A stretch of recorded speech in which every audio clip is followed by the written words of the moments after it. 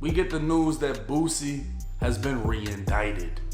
On July 24th, 2024, Boosie took to Instagram with his family at Orlando's Volcano Bay. Okay. This celebration vacation would come after his federal gun case was dismissed, but the feds just had to f it all up.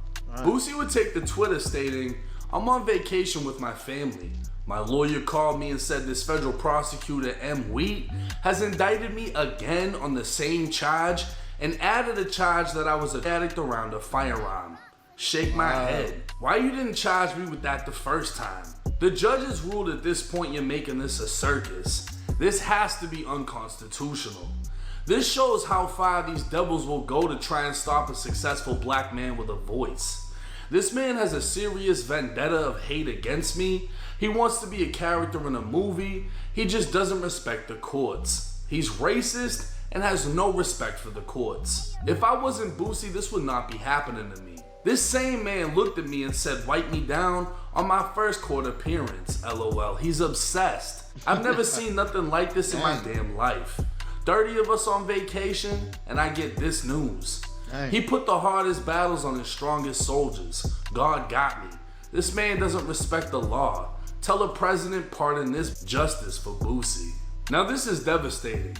News literally broke how Boosie was the first rapper and second person to have felony gun charges dismissed following USA vs. Duarte, where it was ruled unconstitutional to ban nonviolent felons from possessing firearms. This was hope to the more than 19 million felons in the US that actual reform may be coming.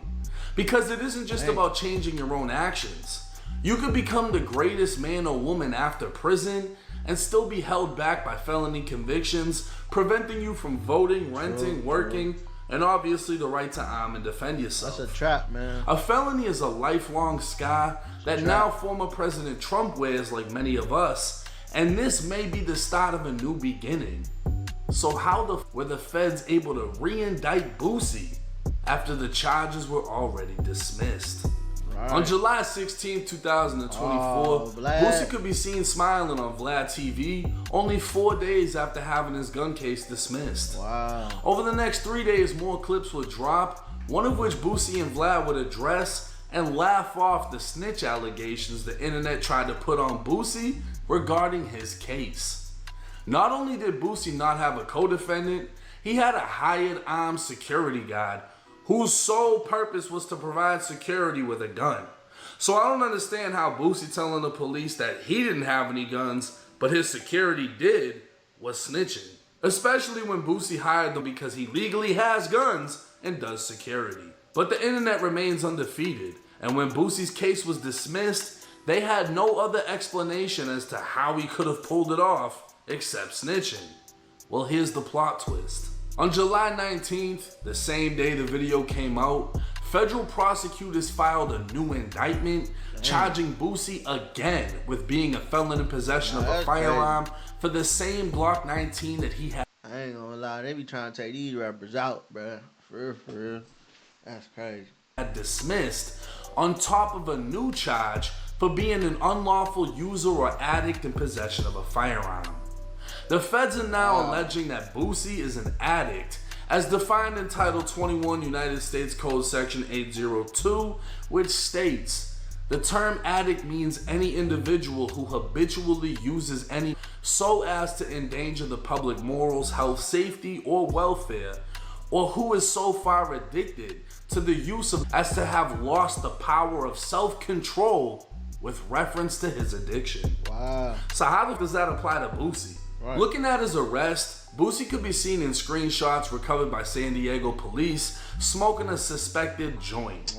When the vehicle Boosie was riding and was pulled over, officers located a suspected joint in the center console of the vehicle. Being that this was in California, no one was charged with the joint, and it's unclear if the joint was even confiscated. It's also unclear how it's assumed to be Boosie's when 3 people were in the vehicle and Boosie was in the rear passenger seat, while the center console is typically used by the driver. United States Prosecutor Michael Gary Wheat is now alleging Boosie is addicted to controlled substances and was using controlled substances while possessing the Glock 19.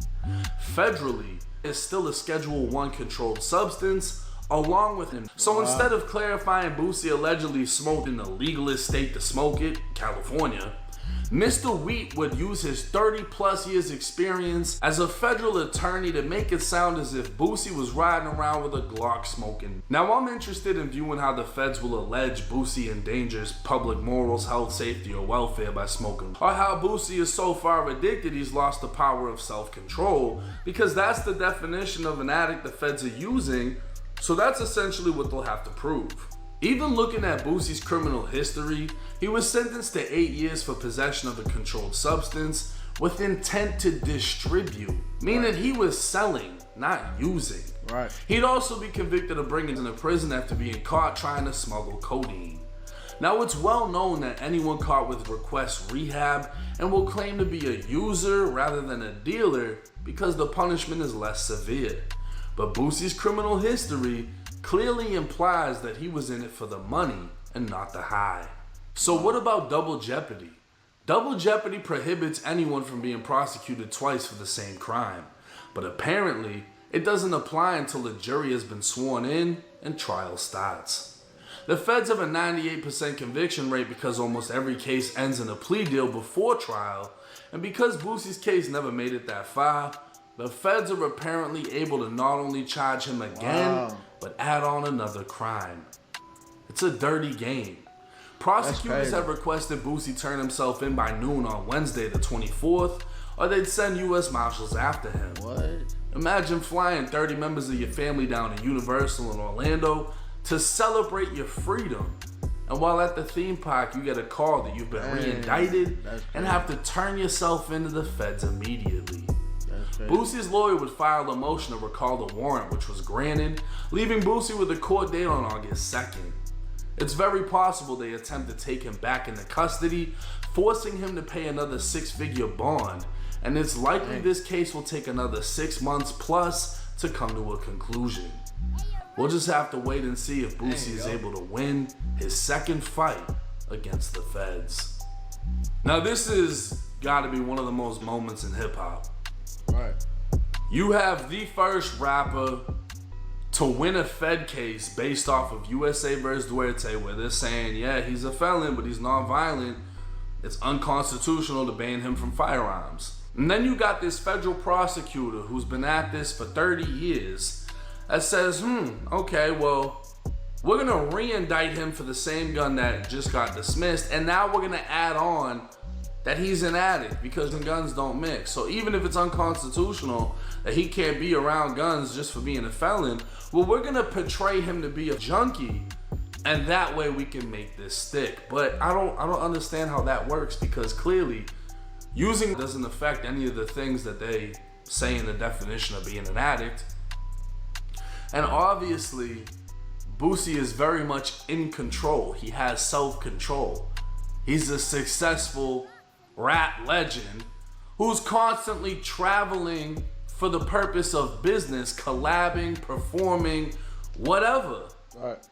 I haven't seen too many addicts at Universal Studios. If you see a crackhead in the lazy river, 9 times out of 9, they're gonna float off and die. You just don't see these type of things. So I don't understand how they're gonna be able to, oh yeah, look, he's a junkie, he's this, he's that. I just don't see it. And the thing about it, bro, is if Boosie didn't have $100,000 for a bond, he would have still been in the feds. Damn, I'm gonna stop it right there. Shout out 1090 man. Y'all go check out his channel. You feel me? But nah, man, I kind of feel bad for Boosie, bro. A lot of people remember I watched that video. Whack 100 was saying Lil Boosie, he snitched. You know what I'm saying?